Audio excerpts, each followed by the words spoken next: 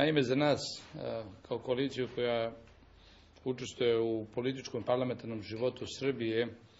i deo je koalicijne većine, ova deklaracija jeste par excellence jedna promocija separatizma u Vojvodini.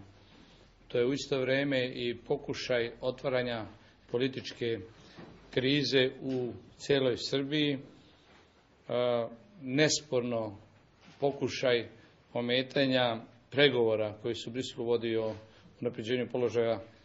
Srba na Kosovu i Metohiji i nalaženju rješenja za sva otvorena pitanja koja postoje između Beograda i Prištine, ali u isto vreme nesporan pokušaj da se ugrozi i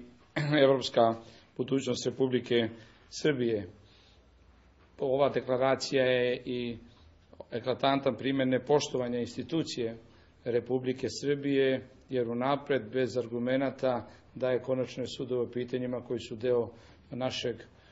pravnog sistema i institucionalnog poretka, i moram reći da jeste istovremeno i jedan pokušaj da se pažnja javnosti skrene i sa ovih pitanja vezanih za sporne privatizacije koje je ova vlada otvorila i sa svim posljedicama koje pokretanje tih postupaka sa sobom nosi. Zašto? To će pokazati vreme. Mislimo da je podnošenje ove inicijative, usvajanje deklaracije jako loše i da ne može doneti boljitak građanima Vojvodine i Srbije, i zbog toga smo odlučili kao koalicija da se pridružimo i protestu koji će biti organizovan sutra popodne sa apsolutnim uverenjem da treba reći ne takvom načinu promovisanja